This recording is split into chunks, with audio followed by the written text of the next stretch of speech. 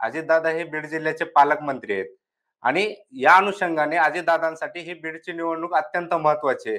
Sir काय सांगाल, राष्ट्रवादीसाठी ही किती महत्वाची निवडणूक आहे? नमस्कार. प्रत्येक नेत्याला निवडणूक महत्वाचीच असते. प्रत्येक निवडणूक त्याच्या पक्षाचे जिथं जिथं उमेदवार असतो, पॅनल असतो, ती महत्वाची असते. पण दुसऱ्या अर्थानं जर पाहिलं तर अजितदादासाठी बीडची निवडणूक याच्यासाठी महत्वाची की ते पुण्यासह बीडचे पालकमंत्री, पक्षाचे अध्यक्ष आणि बीडचं पालकमंत्री पद असल्यामुळे त्यांच्यासाठी बीड हे महत्वाचं आहे. म्हणजे बीड जिल्ह्यातल्या सगळ्याच नगरपालिका त्यांच्यासाठी महत्वाच्या आहेत. तर आता जी शहराची नगरपालिका आहे सगळ्यात मोठी, ह्या विभागातल्या नगरपालिकामध्ये मराठवाड्यातल्या ज्या काही मोठ्या नगरपालिका आहेत त्याच्यापैकी बीड आहे. कारण इथून 52 नगरसेवक निवडून जाणार. त्याच्यामुळे बीडची निवडणूक ही त्यांच्यासाठी महत्वाचीच आहे. त्यांच्या पक्षाचे गेवराईला पण पॅनल आहे, त्यांच्या पक्षाचं धारूरला आहे, माजलगावला आहे, परळीला आहे. अंबेजोगाईला मात्र त्यांच्या पक्षानं राष्ट्रवादी शरदचंद्र पवार पक्षासोबत आघाडी केली. त्यांच्या दृष्टीने ती निवडणूक महत्वाचीच आहे. परंतु आणखी मोठ्या नेत्यांच्या किंवा त्यांची प्रत्यक्ष इकडे काही सभा अशी झालेली नाही. बीडमध्ये सध्या पक्षनिहाय काय परिस्थिती आहे तिथे? कोण कोणत्या पक्षाकडनं आहे किंवा प्रत्येक पक्षाची ताकद काय आहे सध्या तिथे? बीडचं जर सामाजिक आणि राजकीय रचना जर पाहिली तर आतापर्यंत भाजपला बीडमध्ये आपलं बस्तान नगरपालिकेच्या निवडणुकीत तसं बसवता आलं नाही. नगरपालिकेच्या अनुषंगानं जर पाहिलं तर एक मागच्या 30 वर्षापासून क्षीरसागराभोवती नगरपालिकेची सत्ता एकवटलेली दिसते आपल्याला. यापूर्वी दिवंगत मुंडे साहेबांच्या काळात पण एकदा प्रयोग झाला होता की क्षीरसागर विरुद्ध सर्व, परंतु त्यावेळेस पण अपयश आलं होतं. 2012ची निवडणूक फक्त विरोधकांना एक जागा जिंकता आली होती. मागच्या निवडणुकीत क्षीरसागरामध्येच जे त्यावेळेचे नगराध्यक्ष होते भारतभूषण क्षीरसागर आणि जयदत्त क्षीरसागर त्यावेळेस जे आमदार होते राष्ट्रवादी काँग्रेसचे, त्यांच्या विरोधात त्यांचे पुतणे संदीप क्षीरसागर जे आता आमदार आहेत त्यांना बंड केलं होतं आणि काकूनाना विकास आघाडीच्या माध्यमातून निवडणूक लढवली. तर त्यावेळेस संदीप क्षीरसागरांनी चांगल्या जागा जिंकल्या. MIM पण बीडमध्ये बऱ्यापैकी आपलं एक करिश्मा दाखवला, परंतु नंतर फाटाफूट झाली. पण सत्ता ही क्षीरसागरातच, म्हणजे नगराध्यक्ष भारतभूषण क्षीरसागर आणि उपनगराध्यक्ष संदीप क्षीरसागरांचे भाऊ, अशी बीडच्या त्यावेळेची हे झाली, विभागणी झाली. परंतु सत्ता त्यांच्या क्षीरसागरांच्या घरातच गेली. आणि आता जे भाजपमध्ये नेतृत्व करत आहेत योगेश क्षीरसागर, ते त्यावेळेस त्यांची एंट्री झाली स्वीकृत नगरसेवक म्हणून 2016ची जी निवडणूक झाली होती त्यावेळेस. असं त्यावेळेचं समीकरण होतं. आताही फुटलंच की क्षीरसागर घराणं, म्हणजे योगेश क्षीरसागर तिकडे गेले, ते हेमंत क्षीरसागर तिकडे होतेच की. अशा परिस्थितीमध्ये पंकजा मुंडे यांनी फार जमाजमा करून भाजपला तिथे स्पर्धेमध्ये आणलं. तशी म्हणावी तशी तिथं स्थानिकला भाजपची तशी ताकद नव्हती. कशी परिस्थिती आहे या सगळ्या गोष्टींची? भाजपला मानणारा एक वर्ग आहे, शहरात मतदारांचा वर्ग आहे, परंतु भाजपला आता एक स्थानिक पातळीवर नेतृत्व मिळालं. आणि आता तुम्ही जे म्हणलात की हेमंत क्षीरसागर आणि योगेश क्षीरसागर, तर ते हेमंत क्षीरसागरांचं जे मागच्या पंधरवड्यात चर्चा होती की ते भाजपमध्ये प्रवेश करणार, आमदाराचे भाऊ, त्याच्यामुळे त्यांना एक त्या बातमीला पण ग्लॅमर आलं. वास्तविक हेमंत क्षीरसागरांनी मागच्या विधानसभा निवडणुकीमध्ये संदीप क्षीरसागरांचं काम नव्हतं केलं, संदीप क्षीरसागरांच्या विरोधात काम केलं, तर योगेश क्षीरसागरांचं काम केलं. पण आता योगेश क्षीरसागरांच्या एंट्रीमुळे हेमंत क्षीरसागर पुसले गेले, सध्या झाकळले गेले. मग आता हेमंत क्षीरसागर तसे आज घडीला चर्चेत नाही, ते कुठे आहेत. आता नगरपालिकेच्या दृष्टीनं भाजपने जी जुळवाजुळव केली, आता योगेश क्षीरसागरांना प्रयोग केला ऐन वेळचा प्रयोग, आणि भाजपचा हा ऐन वेळचा प्रयोग आहे. दोघं एकमेकासोबत आहे. म्हणजे आतापर्यंत इथली भाजपचा अजेंडा बीडमध्ये काय की क्षीरसागरांनी बीडचं वाटोळं केलं, त्यांच्याकडे सत्ता आहे, त्यांच्याकडे सत्ता आहे, हा भाजपचा अजेंडा होता. पण आज दोघं एकमेकाच्या हातात हात घालून आहेत. आता त्यांना उमेदवार पण तोच प्रयोग केला, ऐन वेळचा प्रयोग. ती एक डॉक्टर ज्योती घुमरे म्हणून उमेदवारी दिली. ज्योती त्यांना असं गृहीत आहे की आता 2 उमेदवार जे प्रमुख आहेत, म्हणजे बीडचं नगराध्यक्ष पद हे अनुसूचित जातीच्या महिलेसाठी राखीव आहे. तर तिथं राष्ट्रवादी काँग्रेस शरदचंद्र पवार पक्षाकडून स्मिता विष्णू वाघमारे ज्या की स्वतः 10 वर्ष त्या नगरपालिकेत राहिलेले त्यांचे पती 20 वर्ष म्हणजे 30 वर्षाचा त्यांच्या कुटुंबात अनुभव आहे. माणूस म्हणून ते सॉफ्ट आहेत विष्णू वाघमारेची शहरभर व्यक्तिगत ओळख आहे विष्णू वाघमारेची. ते त्यांचा जमेची बाजू आहे. संदीप क्षीरसागर जे राष्ट्रवादी शरदचंद्र पवार पक्षाचे ते त्यांच्या माग आहेत. संदीप क्षीरसागरांनी मागच्या वेळेस आमदार नसताना पण ज्या त्यांच्या चुलत्याला 30 वर्ष नगरपालिका जिंकण्याचा अनुभव होता त्या आणि आमदार असलेले जे ह्या दोघांना पण त्यांना नाकीनं आणून अर्धी सत्ता घेतली होती. ते संदीप क्षीरसागर आज त्यांच्या मागे आहेत. ही झाली राष्ट्रवादी शरदचंद्र पवार पक्षाच्या उमेदवाराबाबतची माहिती. दुसरं आता जे सांगितलं आपण भाजपनं जो ऐनवेळचा एक प्रयोग केला डॉक्टर ज्योती घुमरे. ज्योती घुमरे ह्या डॉक्टर आहेत आणि त्या चर्मकार समाजातून येतात. तर भाजपला एक असं त्यांचं ग्रहितिक आहे की हिंदुझम होईल आणि आपल्या उमेदवाराला काहीतरी स्पार्क येईल. परंतु आता हे आपल्याला नंतर शेवटच्या निवडणुकीच्या मतदानाच्या 1-2 दिवसात ते चित्र कसं काय होईल ते कळेल. परंतु दुसरं मी एक बघितलं की काही आता भाजपच्या उमेदवारासाठी एक जातीनिहाय मतांच्या आकड्याचा एक चार्ट फिरवला जातो, व्हायरल केला जातोय. तो तितका क्रेडिबल नाही. पण ते स्वतःच एक समाधान करून घेण्याचा भाग मला दिसतो. दुसरं ते आता उच्च शिक्षित आहेत परंतु त्यांची तशी सोशल कॉन्ट्रीब्युशन आणि पॉलिटिकल कॉन्ट्रीब्युशन काही नाही. परंतु आता पंकजा मुंडे आणि योगेश क्षीरसागर म्हणून काही म्हणजे भाजपला मानणारे आणि योगेश क्षीरसागरांना असा काही त्यांना ते गणित मांडलेलं आहे. आता ते कितपत यशस्वी होतं ते पाहता येईल. कारण पंकजा मुंडे आता किती ताकद लावतात आणि योगेश क्षीरसागर त्यांचा जे स्थानिकचं स्किल आहे किंवा स्थानिकची जी त्यांची फळी आहे ती त्यांच्या मागे किती एकवटते आणि हिंदुझमच्या दृष्टीने जे त्यांना प्रयोग केलेला आहे तो कितीपत यशस्वी होतो ते आपल्याला ते आता शेवटच्या टप्प्यात दिसत. तिसरा उमेदवार आहे राष्ट्रवादी काँग्रेस शरदचंद्र पवार पक्षाचे प्रेमलता पारवे. तर त्यांचे काही नातेसंबंध हे मुस्लिम कम्युनिटीशी आहेत आणि मुस्लिम कम्युनिटी इथं ही मोठ्या प्रमाणात आहे. मग त्यांना पण असं गणित बांधलं की दलित आणि मुस्लिम ह्या दोन्हीचं हे होईल प्लस राष्ट्रवादीचं जे काही स्वतःचं मतदान आहे ओबीसी असेल किंवा जे त्यांना वाटतं की आपलं मतदान असं तिन्ही पक्षांना सामाजिक गणित बांधून उमेदवार दिलेले आहेत आणि त्या पद्धतीने आता मांडण्यात चालू आहेत. आता प्रचाराचा पहिला काल उमेदवारी अर्ज मागे घेतल्यानंतर चित्र स्पष्ट झालंय. आता कॉर्नर बैठक आहेत. तशा बैठकांना तिघांना पण प्रतिसाद मिळतोय. असं कोण मागं कोण पुढं काय. एक महत्वाचा मुद्दा ह्याच्यात की MIM पण उमेदवार दिलाय. आता MIMचा उमेदवार फॅक्शन करणार तो कोणाचे कोणाच्या मतांची विभागणी करणार म्हणजे ह्यांच्या वाघमारेंच्या करणार का पारवेंच्या करणार हे भाजपचा सध्या जी काही खेळी ती त्या मतांचं विभाजन व्हावं आणि आपण MIM ला टार्गेट करून ज्याला आपण जे काही हिंदुत्व म्हणतो तसं काही एक स्पार्क तयार करता येतो काही लाट तयार करता येते त्या दृष्टीने सध्या भाजप प्रयत्नशील असल्याचं दिसतंय. नाही पण पूर्वी असं म्हटलं जातं ना की राष्ट्रवादीच्या पाठीमागं मुस्लिम समाज मोठ्या प्रमाणात उभा राहतो, त्यांना मोठ्या प्रमाणात मतं मिळतात.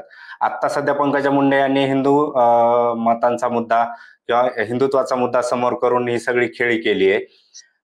राष्ट्रवादीचं जर गणित पाहिली तर आता राष्ट्रवादीचे 2 राष्ट्रवादी आहेत तिथे. जो पूर्वीचा जो मतदार होता तो विभागला जाणार कुठेतरी याच्यामुळे. याची फायदा तोटा किंवा मग याचा फटका कुठेतरी त्याच राष्ट्रवादीला बसून त्याचा फायदा इकडं भाजपला होईल असं काही गणित आहेत? उमेदवार तसा आणलाय आणि ते प्रयत्न आहेत परंतु आणखी त्या पद्धतीचं वातावरण एक वातावरण जे असतं निवडणुकीचं की कोणता समूह कोणाच्या मागे जाणार हा शेवटच्या 2 दिवसात डिसाईड होतं. कुठलीही कम्युनिटी शेवटच्या 1-2 दिवसात डिसाईड होते की त्याचं आपल्याकडे वातावरण काय आपला समाज बहुतांशी कुणाकडे चाललाय. परंतु आज जे गणित मानले जातात प्रत्येक पक्षाच्या इंटरनल सिस्टम मध्ये की ह्या मुस्लिमाचं विभाजनापेक्षा त्रिभाजन व्हावं. आता शेवटी असं आहे का की त्यांना हिंदू म्हणून उमेदवार आणला तरी पंकजा मुंडेंचे संबंधित त्यांना मानणारे, दिवंगत मुंडेंपासून मानणारे मुस्लिम समाजात सुद्धा लोक आहेत. योगेश क्षीरसागरांचे व्यक्तिगत रिलेशन मधले लोक आहेत. ते त्यांना पण काही मतदान पडेल.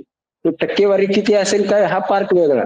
परंतु आता जे बंपर मत कोण घेणार, म्हणजे राष्ट्रवादी शरदचंद्र पवार पक्ष घेणार का राष्ट्रवादी काँग्रेस घेणार, तर त्याच्यात ह्या दोघांना मत घेण्या इतपत एमआयएमचा पण कॅन्डिडेट त्याच्यात घुसला पाहिजे. त्यांचं पण एकीकरण होऊन एमआयएम चालली पाहिजे. तर भाजपनं तो पण एक काल परवा एक फोकस केला की एमआयएमला टार्गेट केला. म्हणजे एमआयएमनं या मुस्लिम जे कम्युनिटीमध्ये त्याच्यात एंट्री केली पाहिजे आणि ह्यांच्या मताचं दुभाजनाऐवजी त्रिभाजन झालं पाहिजे. मग त्याचा फायदा इनडायरेक्ट आपल्याला होईल. अशी ही पॉलिटिकल खेळी असते की कुठली तरी कम्युनिटीच्या मतांचं तुम्ही किती मतं घेता त्याच्यापेक्षा तुम्ही समोरचे मतं किती विभागता. म्हणजे निवडणुकीचं किंवा विजयाचं गणित हे मुळात मतं घेण्यापेक्षा समोरच्याचे मत विभाजन करण्यातच असतं. ती एक खेळी सुरू आहे.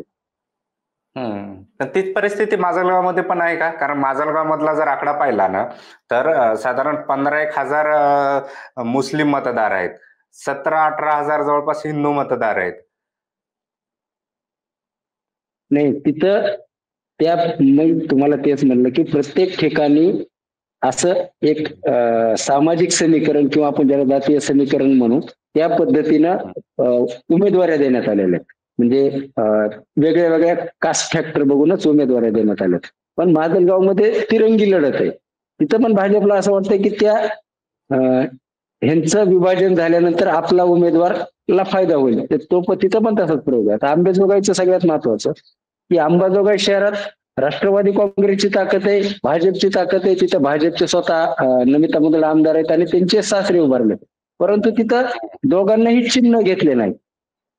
भाजपनं चिन्ह याच्यासाठी घेतलं नाही की त्यांना पण मुस्लिम कम्युनिटी जे विजयाचं गणित मांडायचे तर मुस्लिम मतदार सोबतच लागेल, दलित मतदार सोबतच लागेल, त्याच्यासाठी त्यांना चिन्ह बाजूला ठेवलं आणि आघाडी केली, परिवर्तन आघाडी.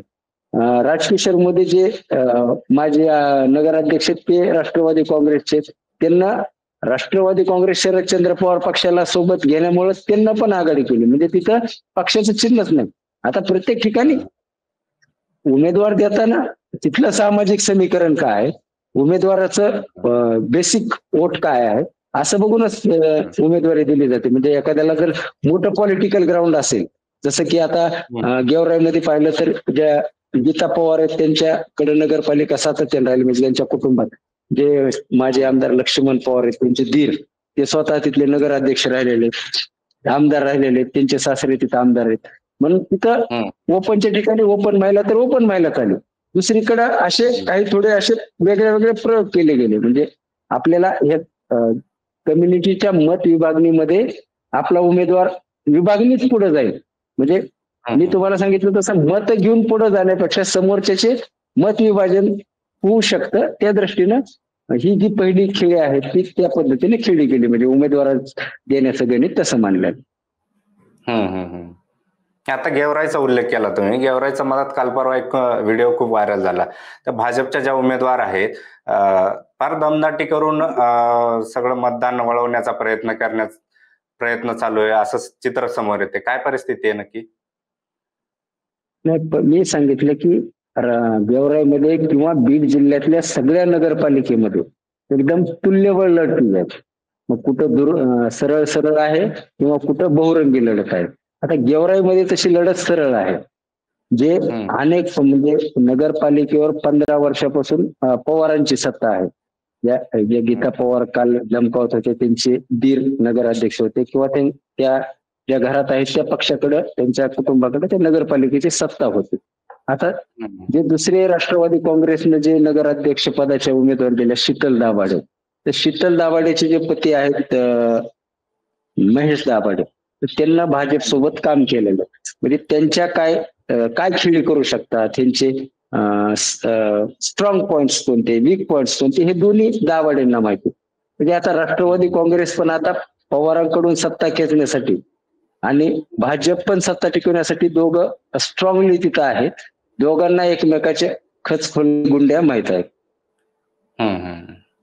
प्रकाश सोळंके पण इकडे फार आक्रमक झालेले पाहायला मिळतात. म्हणजे अगदी इकडे धनंजय मुंडे यांनी परळीमध्ये भाजपसोबत युती केली, तिकडे 1-2 उमेदवार बिनविरोध पण झाले. पण स्टार प्रचारक म्हणून धनंजय मुंडे आमच्या इकडे पाठवू नका अशी भूमिका प्रकाश सोळंके घेतात. का घेतात ती भूमिका, नक्की काय राग आहे त्यांचा? पॉलिटिक्स मध्ये राग आणि प्रेम हे फार काळासाठी नसतं, ते तात्कालिक असतं. म्हणजे काही काळापुरतं असतं. म्हणजे आपण कुठलाही एखादा इन्सिडेंट जर पाहिला तर पॉलिटिक्स मध्ये काही परमनंट कोण कोणाचा दुश्मन आहे असं होत नाही. तो त्याच्या काही पिरियड्स पुरता, काही कालावधी पुरता तो राग असतो किंवा पक्षांतर्गत कुरघुडीचा भाग असतो, एखादी स्पर्धा असू शकते. उद्या दोघं एकत्र असतात. म्हणजे कालपर्यंत ते दोघं एकत्रच होते. विधानसभेचा निकाल लागल्यानंतर परत त्यांच्यात वाद झाला. तसा 19च्या निकालानंतर सुद्धा प्रकाश सोळंकेनं फार धनंजय मुंडेला ज्यावेळेस मंत्रिपद दिलं त्यावेळेस फार आक्रमक भूमिका घेतली होती. पुढच्या काळात ते सोबतच होते. त्याच्या अगोदर धनंजय मुंडेंचा जो राष्ट्रवादीत प्रवेश होता 2012ला, त्याच्यात प्रकाश सोळंके पुढे होते. आज दोघांचे पॉलिटिकली जरी काय वाद असले तरी हे आजच्या पुरतेच काय पॉलिटिकल असू शकतात ते. आणि प्रत्येकाला एक राष्ट्रवादी काँग्रेसमध्ये बीड जिल्ह्यात किंवा सगळीकडे एक पद्धत आहे. आता बीड जिल्ह्याचं जर आपण पाहिलं तर भाजपचा कुठं कोण उमेदवार द्यायचा का नाही द्यायचा ह्याचं सगळं फायनल डिसिजन कोणी घेतलं? पंकजा मुंडेंनी घेतलं. म्हणजे बीड जिल्ह्यात आष्टी पाटोदा मतदारसंघाचा जर अभाव सोडला, नाहीतरी आता तिथं काही निवडणुका नाहीत, प्रत्येक ठिकाणचा उमेदवार हा पंकजा मुंडेंना ठरवला. काय स्ट्रॅटेजी त्यांना ठरवली. पण राष्ट्रवादीमध्ये तसं नाही ना. राष्ट्रवादीमध्ये एक नेता आणि एक मतदारसंघ, म्हणजे त्या नेत्याला त्या मतदारसंघाचं काय ती पाहायचं. मग यश आलं तर त्याचं क्रेडिट त्याला, अपयश आलं तर त्याचं क्रेडिट त्याला. म्हणजे अगदी त्याच्यामुळे प्रकाश सोळंके त्यांच्या मतदारसंघाचे आमदार आहेत तर ते साहजिकच ते तिथे भूमिका पक्षाकडे मांडू शकतात. पण अशी पण एक चर्चा आहे की तिथे प्रकाश सोळंके हे फार आक्रमक आहेत आणि धनंजय मुंडे यांचं जे काही चाललंय तर त्यामुळं धनंजय मुंडे यांनी शरद पवारांचा जो उमेदवार आहे त्याला छुपा पाठिंबा दिला, अशी एक दबक्या आवाजात चर्चा सुरू आहे तिकडे. आता मी काय म्हणलो की प्रत्येक राजकीय नेत्याला वेगळ्या वेगळ्या मतदारसंघामध्ये मांडणारा एक वर्ग असतोच असतो. म्हणजे आता धनंजय मुंडे असतील ते त्यांचा सगळीकडे रेपो आहे. मी म्हणलं तसं पंकजा मुंडे कुठे गेल्या तरी त्या इशाऱ्यावर किंवा धनंजय मुंडे हे करू शकतात. पण पाठिंबा जरी दिला तरी त्या समीकरण तसे जुळतात का हे पण महत्वाचं आहे. आणि त्याचा इफेक्ट होतो का हे निकालानंतर. आता मागच्या निवडणुकीमध्ये, विधानसभा निवडणुकीमध्ये जे अपक्ष उमेदवार उभा होते वेगळ्या पक्षातून, त्यांच्याबद्दल प्रत्येक ठिकाणी असं चर्चा झालीच, आरोप झालेच की बाबा ह्याला याचा पाठिंबा आहे, ह्यानं उभा केला, तो त्यानं उभा केला. पण ते शेवटी पक्षाचं एक वोट बेसा असतो. त्या दृष्टीने आता ते दिलाय नाही दिलाय हे आरोप काही रेकॉर्डवर नाहीत किंवा त्यांना कुठं त्यांची कोणाशी बैठक झाली हे आपल्याला तेवढा स्ट्रॉंग सोर्स नाही. त्याच्यामुळे आजच आपण धनंजय मुंडेच्या क्रेडिबिलिटीवर शंका उपस्थित करणं किंवा त्यांच्या भूमिकेवर चर्चा करणं मला आता आज घडीला संयुक्तिक वाटत नाही. बरोबर. बाकी जिल्हाभरात काय भूमिका असेल त्यांची? सध्या परळीमध्ये झाली आहे युती भाजपसोबत. बाकी जिल्हाभरात काय त्यांचं नेतृत्व असणार आहे किंवा काय भूमिका असणार आहे त्यांची? नाही, मी सांगितलं तुम्हाला की राष्ट्रवादी काँग्रेसमध्ये हे प्रत्येक मतदारसंघ आणि एक नेता अशी ही पूर्वीपासून, जशी 1999ला राष्ट्रवादी स्थापन झाली तेव्हापासूनची एक परिस्थिती आहे. दुसरी गोष्ट, धनंजय मुंडेला भूमिका म्हणजे ते पक्षासाठीच घेतील असं गृहीत धरू. त्यांना दुसऱ्याला मदत करून गेन काय होणार आहे? ठीक आहे, आज पक्षांतर्गत प्रकाश सोळंके असं आपण थोड्या वेळासाठी समजू की त्यांचे विरोधक आहेत, परंतु भाजपला त्याच्यातून काही मदत होणार आहे किंवा दुसऱ्याला मदत होणार आहे ह्याच्यातून गेन धनंजय मुंडे गेन काय करू शकतील? तर त्याच्या ज्या वेळेस पक्षाला त्या ठिकाणी गरज लागेल, आता सभा इथं एक तर ड्युरेशन कमी आहे त्याच्यामुळे सभा फार होणार नाही. त्या टायमाला धनंजय मुंडे वरिष्ठ नेते आल्यानंतर ते उपस्थित राहतीलच. दुसरी गोष्ट, जिथं काही स्थानिक बैठका होतील त्यांना मानणारा जो काही वर्ग आहे त्यांना तो पक्ष सांगेल ते असं करतील. पण मी तुम्हाला तेच म्हणलं की भूमिकेबद्दल आज चर्चा करणं आणि शंका घेणं, आज ते त्या पक्षात आहेत, पक्षाचे नेते जरी मंत्री नसले तरी स्टार प्रचारक आहेत, पक्षी नसले मंत्री नसले तरी त्या पक्षाचे ते मोठे नेते आहेत. त्यामुळे ते काही वेगळी भूमिका घेऊन आणि असं काही वेगळं मला असं सध्या तरी त्याबद्दल काही चर्चा फारशी वाटत नाही. परळीची काय परिस्थिती आहे सध्या? दोन मुंडे बहीण भाऊ एकत्र आलेले आहेत, त्यात अजून 1 ते 2 सीटा त्यांच्या बिनविरोध पण आल्यात. तिकडे ते दीपक देशमुख पण फार आक्रमक आहे, त्यांनी ते कोर्टात पण धाव घेतलीये. काय धक्कादायक निकाल येऊ शकतो तिथनं? नाही, आता उद्या निकाल काय लागेल त्याच्याबद्दल आजच आपण भाकीत करणं चूक आहे. पण परळीतनं नगरपालिकेने सुद्धा धक्कादायक निकाल दिलेले आहेत. 2001 ला ज्यावेळेस नगरपालिकेची निवडणूक झाली आणि पहिल्यांदा जनतेतून नगराध्यक्षाची निवडणूक झाली, त्यावेळेस दिवंगत मुंडे साहेबांच्या काळात सुद्धा राष्ट्रवादी काँग्रेसच्या राधाबाई बियाणे जनतेतून नगराध्यक्ष झाल्या. विशेष म्हणजे त्यावेळेस असा राष्ट्रवादीला म्हणजे मुंडेंच्या बरोबरीचा तर चेहरा साहजिकच नव्हता दिवंगत मुंडेंच्या. त्यावेळेस जनतेतून नगराध्यक्ष झाल्या. 2 वर्षांना त्या भाजपनं त्यांच्यावर अविश्वास आणला, पुन्हा पोटनिवडणूक झाली, पोटनिवडणुकीत देखील त्याच विजयी झाल्या. हे त्यावेळेस सगळं. दुसरं, ज्यावेळेस दिवंगत मुंडे होते त्यावेळेस धनंजय मुंडेने 2012च्या निवडणुकीत काही आपले समर्थक, काही राष्ट्रवादीकडून निवडून आणले, काही अपक्ष निवडून आणले आणि त्या सगळ्यांची मोठ बांधून जे महाराष्ट्रभर ज्या म्हणजे त्याच्या अगोदर ठाकरेंच्या घरात काका पुतणे वाद झाला होता, अशा काही म्हणजे मोठ्या पॉलिटिकल सेलिब्रिटीच्या त्यावेळेस काका पुतण्यामध्ये अंतराचे जे काही मुद्दे घडले होते, तर त्यावेळेस पुढचा अंक कुठं घडला तर परळीत, आणि तो कशातून घडला? नगरपालिकेच्याच निवडणुकीतून घडला. मला वाटतं जानेवारी फेब्रुवारी मध्ये दीपक देशमुखांना त्यांना अध्यक्ष केलं, नगराध्यक्ष, आणि त्यांचा प्रवेश राष्ट्रवादी काँग्रेसमध्ये केला. दिवंगत पंडित अण्णा मुंडे जे धनंजय मुंडेचे वडील आहेत, तर तो तसं परळी हे पॉलिटिकली हॉट सीट आहे, पॉलिटिकली अवेअर आहे, पॉलिटिकली धक्कादायक निकाल देणारा आहे. म्हणजे असं आजची आता परिस्थिती पाहिली तर जमेची बाजू की हे दुसरा एक माझ्याकडून मुद्दा राहिला की 2014 ते 2019 पंकजा मुंडे पालकमंत्री होत्या, तिथून आमदार होत्या आणि बीड जिल्ह्याच्या पालकमंत्री होत्या. त्यावेळेस सुद्धा परळीत धनंजय मुंडेंच्या राष्ट्रवादीकडून भाजपचा मोठा पाडाव झाला होता. मोजके काहीतरी 4-5 सीटावर त्यांना समाधान मागावं लागलं होतं.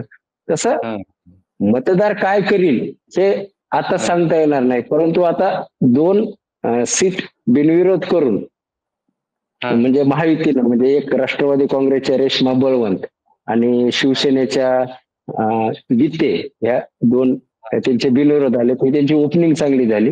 दुसरी जमेची बाजू की मुंडे बहीण भावंड पण दोघं एकत्र आलेत, ही पण त्यांची जमेची बाजू आहे. तिसरं जर पाहिलं तर ज्या धर्माधिकारी आहेत, पद्मश्री धर्माधिकारी त्यांच्या उमेदवार, त्या म्हणजे दीपक धर्माधिकारी त्यांचे पती, ते स्वतः नगराध्यक्ष होते, त्यांचे सासरे माणिकराव धर्माधिकारी नगराध्यक्ष होते. त्यांचं परळीत म्हणजे परळी माहीत किंवा सगळ्या परळीला माहीत असलेलं नाव आहे धर्माधिकारी, आणि त्यांच्या मागं मुंडे भावंड, ही त्यांची जमेची बाजू. आता दुसरं, दीपक देशमुख पण धनंजय मुंडेचे सहकारी म्हणूनच ते नगराध्यक्ष होते, ते तिथले मूळचेच परळीकर आहेत, त्यांना सगळ्या परळीची माहिती किंवा परळीतल्या सगळ्यांना दीपक देशमुख नाव माहिती, त्यांच्या पत्नीच्या संध्या देशमुख उमेदवार आहेत. त्यामुळे आणि धनंजय मुंडे सोबत आजपर्यंत ते आहेत, त्याच्यामुळे राजकीय डावपेच त्यांना पण माहिती. आणि लोकसभेला जे आपण पाहिलं तर जे मतांचं गणित होतं तो अंतर फारसं नव्हतं, परंतु काय झालं की राष्ट्रवादी काँग्रेस शरदचंद्र पवार पक्षाला काँग्रेसला सोबत घेता नाही आलं. काँग्रेस पुन्हा तिसरी सीट आहे, मैनुमा सय्यद म्हणून त्यांच्या उमेदवार आहेत. म्हणजे आता विरोधी मताचं, मुंडे विरोधी मत जे आहे किंवा महायुतीच्या विरोधातलं जे मतदान आहेत तर ते दुभागणार आहे. परंतु आता पुन्हा मागे एक वाटणार मत, मी तुम्हाला म्हणलं तसं, मत घेऊन विजय होणार का समोरच्याचे मतांचं विभाजन करून कोणी पराभूत होणार, आता ते कळलं म्हणजे. पण तो तिथं पण लढत अशी काही दोन उमेदवार आले म्हणजे आता एकतर्फी होईल असं पण चित्र नाही. पण समोरच्यांना पण जे विरोधातली एक मोठ बांधायला पाहिजे होती सगळ्यांची एकत्रित, ती विरोधकांनी ती मोठ काही बांधली नाही. जशी मुंडेंना बहीण भावंडांची मोठ बांधली होती. ठाकरेंच्या शिवसेनेत पण सेम परिस्थिती झाली ना, त्यांना एक उमेदवार मिळाला नाही तिथे. कुणाला? ठाकरेंच्या शिवसेनेला, जे शरद पवारांच्या राष्ट्रवादी सोबत 3 सीटा काहीतरी उभ्या करणार होते ते परळीमध्ये. काय असतं की बीड जिल्ह्यामध्ये मुळात भाजप आणि काँग्रेस हे स्ट्रॉंग पक्ष होते. त्याच्यानंतर शिवसेनेच्या 2 शिवसेना झाल्या, राष्ट्रवादी काँग्रेसच्या 2 राष्ट्रवादी काँग्रेस झाल्या. तर तुलनेनं बीड जिल्ह्यात आता राष्ट्रवादी काँग्रेस आणि भाजप हे स्ट्रॉंग आहेत. राष्ट्रवादी काँग्रेस शरदचंद्र पवार पण स्ट्रॉंग आहे, म्हणजे त्यांचे स्वतंत्र पॅनल आहे. धारूरला स्वतंत्र पॅनल आहे, परळीला स्वतंत्र पॅनल आहे, माजलगावला स्वतंत्र पॅनल आहे, बीडला स्वतंत्र पॅनल आहे, आणि ह्या सगळीकडे ते लढतीत आहे. म्हणजे हा पण पक्ष स्ट्रॉंग आहे. तर तुलनेनं जे शिवसेना उभाटा असेल किंवा शिवसेना आपल्या सत्तेतली शिवसेना असेल, ते तुलनेनं तशी त्यांचे संघटन थोडं ह्यांच्या तुलनेनं कमीच आहे. राजकीय शक्ती म्हणा, संघटन कमी. तर ते उमेदवार मिळणं आणि हे पॉलिटिक्समध्ये जे शेवटच्या घडामोडी होत असतात उमेदवारी देताना घेताना, तांत्रिक बाबी, कागदपत्र, उमेदवारी माघारी, ह्या इतक्या म्हणजे आपण जर आज जाऊन पाहिलं तर इतके इंटरेस्टेड असतात की काही कळू नाही शकत. त्याच्यामुळे ते ताकद नसण्याचं कारण असू शकतं आणि काही तांत्रिक मुद्दे पण असू शकतात. त्यांना 11th आवर डॉक्युमेंट्स न जमणं, त्यांना सगळे बेबाकी प्रमाणपत्र न मिळणं वगैरे, ह्या गोष्टी पण असू शकतात. परत एकदा आपण बीडवर येऊया सर. बीडमध्ये फार सध्या राजकारण तापलंय, म्हणजे बाहेरचं पार्सल असं तसं, ते योगेश क्षीरसागरांना फार टार्गेट केलं जातंय. आता अजितदादा काय याच्यामध्ये भूमिका घेतील? अजितदादा हे पालकमंत्री आहेत, विशेष म्हणजे बीडच्या स्थानिक राजकारणामध्ये राष्ट्रवादी भक्कम आहे. अशा परिस्थितीत दादा काय भूमिका घेतील या गोष्टीमध्ये? दादा बीड जिल्ह्याचे पालकमंत्री झाल्यानंतर एक गोष्ट आपल्याला आवर्जून नमूद करावं लागेल की इथं बीडमध्ये ट्रिपल CIT सेंटर, म्हणजे टाटाचं एक कौशल्य विकास वर्धन केंद्र होत आहे, ज्याच्यातून मोठ्या प्रमाणावर जे सुशिक्षित तरुण आहेत त्यांना स्किल डेव्हलपमेंटचं ट्रेनिंग मोफताने जॉब मिळणार. दुसरं काही जे शहरातले रस्त्याचं चौपदरीकरण होते, जे की सतत अपघाती होते, ते चौपदरीकरण. म्हणजे दादामुळं इथं अजित पवारामुळं ज्या काही मोठ्या गोष्टी होत आहेत तर ते मांडतील आणि त्यांचा तसा प्रयत्न आहे. आता अजितदादा बाकी काही बीड साठी असं 2-4 रात्री मुक्काम करून तरी तर ते वेळ घालविणार नाहीत. पण त्यांची स्ट्रॅटेजी अशी आहे की अजित पवारामुळे जो काही शहराचा विकास होतोय, जो काही फंड्स येतोय, ज्या नवीन कॉन्सेप्ट त्यांना आणल्यात विकासाच्या, त्याला आपण फोकस करूया, हा त्यांचा अजेंडा आहे. आता लोकलचे अजेंडे पुन्हा वेगळे, म्हणजे पंडित क्षीरसागर आता तुम्ही जसं म्हणला, तर मग योगेश क्षीरसागर म्हणले की बाहेरचं पार्सल. आता क्षीरसागर पण राजुरीचे, ते पण बीडचे नाहीत, पंडित पण बाहेरचे आहेत. आता पंडित म्हणतायत की क्षीरसागराच्या अगोदर आम्ही बीडमध्ये आलो म्हणजे राहायला. त्यामुळे हा मुद्दा कोण बाहेरचा आणि कोण आतला आहे, त्याच्यात पॉलिटिकल स्किल असते, त्याच्यात पॉलिटिकल. आता जयदत्त क्षीरसागर बीडचे होते, चौसाळ्यातून आमदार होत होते. असं पॉलिटिक्स मध्ये असं आतलं बाहेरला कोण नाही. आता मग दोघं बाहेरचेच आहेत, म्हणजे तिसरं कोण मग येणार आहे का बीडमध्ये निवडून? नाही. म्हणजे आता तिन्ही पक्षाचं जे नेतृत्व करते, संदीप क्षीरसागर मग तसे मूळगाव त्यांचं राजुरी आहे, योगेश क्षीरसागरचं राजुरी आहे, पंडितांचं दैठण गेवराई आहे. म्हणजे असं थोडंच आहे की आता ह्याला टाळून कोणीतरी तिसरं चौथं नसेल निवड येणार ह्यांच्यातून. ही करमणूक, समोरच्यावर काहीतरी बोलायचं, हे मुद्दे असतात आणि ह्या टिप्पण्या होत असतात. ते बाहेरचे काही कधी शारीरिक व्यंगावर बोललं जातं, पर्सनॅलिटीवर बोललं जातं, कधी कास्टवर बोललं जातं, कधी आता गावावर बोललं जातं. तर तो आता बीडमध्ये तो एक गावाचा मुद्दा आहे, बाहेरचा का आतला. आता भाजपचे उमेदवार पण बीडचे नाहीत, ते केस तालुक्यातले, त्यांचं केस तालुक्यातलं चिंचोली माळी गाव आहे. पण मतदार हा ह्या किरकोळ गोष्टीमुळे ऍक्सेप्ट करेल. एखादा म्हणला नाही मी बीडचा आहे, 10 पिढ्या माझ्या बीडच्या आहेत, तर त्याला ऍक्सेप्ट करेल असं होईल का? नाही. त्याच्या मागे पक्ष कोणता आहे, त्याची पॉलिटिकल ताकद काय आहे, त्यानुसार हा मतदार भूमिका घेत असतो. त्या पक्षाची अजेंडा काय, त्या पक्षाला मतदार कोणत्या पद्धतीनं, तर तो आतला बाहेरचा हा मुद्दा एक होणार नाही. दुसरं त्यांना पण म्हणजे अजित पवारांना हे सांगायचे मुद्दे असे आहेत किंवा माझा पॉलिटिकल विकास किंवा तुमची लाडकी बहीण, मी स्वतः उपमुख्यमंत्री आहे, अर्थमंत्री आहे, म्हणून मी बीडचा काही विकास करू शकतो, हे राष्ट्रवादीकडे हे सांगण्याचे प्रभावी मुद्दे आहेत. तसे क्षीरसागराकडे पण सांगण्याचे, म्हणजे दोन्ही क्षीरसागराकडे संदीप क्षीरसागराचा पण रेग्युलर टच आहे. सत्तेत नसले तरी त्यांचं जे स्थानिक प्रश्न आहेत, म्हणजे कुठे पाईपलाईन बिघडली वगैरे, तर ते तिथं ऑन स्पॉट असतात, दिसतात त्यांच्या सोशल मीडियामधून, त्यांच्या पत्रकातून, की ते गेले, त्यांना प्रयत्न केले. योगेश क्षीरसागर त्यांची पण जमेची बाजू आहे.